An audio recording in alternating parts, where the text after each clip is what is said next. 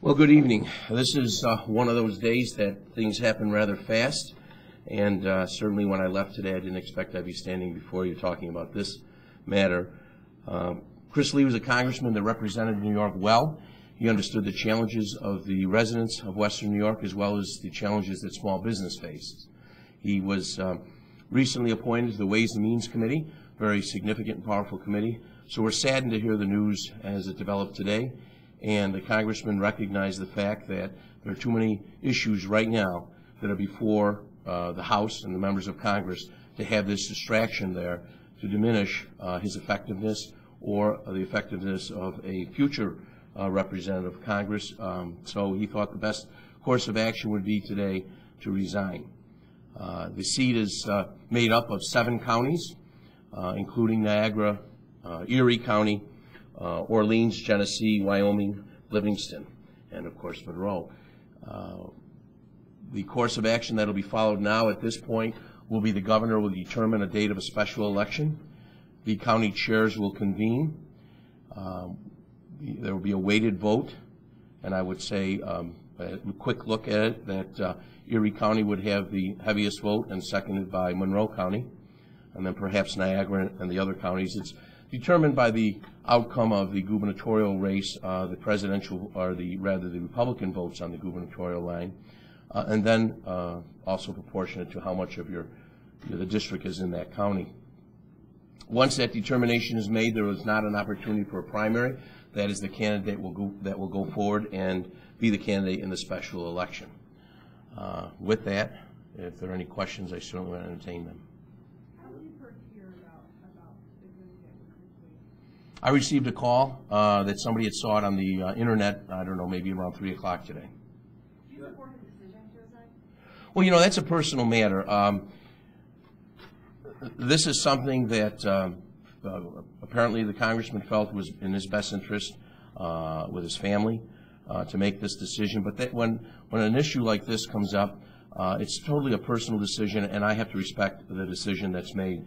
If he had chose to go a different direction, I would have respected that, but this is what he felt was his best course of action. Yeah. I presume you've not had an opportunity to speak with him at this point. I have not spoken to Congressman Lee. What would you say to him? Well, I would say that I'm shocked and surprised, disappointed, and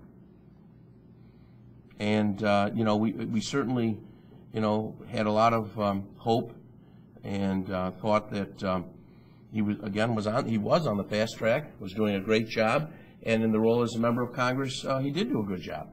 Unfortunately, this action occurred, which was a real lapse in judgment, and now he's paying, suffering the consequences of that. The flip side of the coin, constituents, obviously they've been let down. This is someone who they just reelected. He's just begun his second term, and now this. I mean, what's the message to people out here in Greece, you know, and other areas of his district tonight?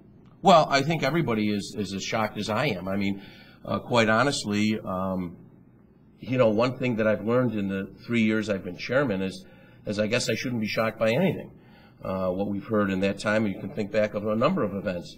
But nevertheless, I it never ceases to amaze me how when I hear something like this, it just, you can't believe it.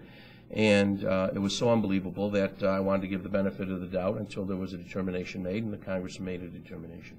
This reaction of one person, but does it hurt the Republican brand? No, I mean, this type of, you know, what occurred here, I don't think is necessarily unique to a Republican, no more than it's unique to a male or a female. It occurred. What makes this unique is it's a high-profile person. Unfortunately, these type of activities occur that we never read about, but this one makes it, you know, a little different set of circumstances.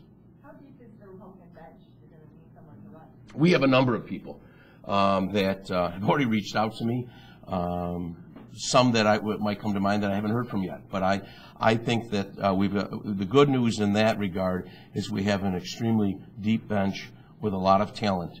And it's not like in some situations where you struggle to find the candidate. I think our struggle will be to find the one that we settle on, because there's going to be so many good candidates. And I mean that sincerely.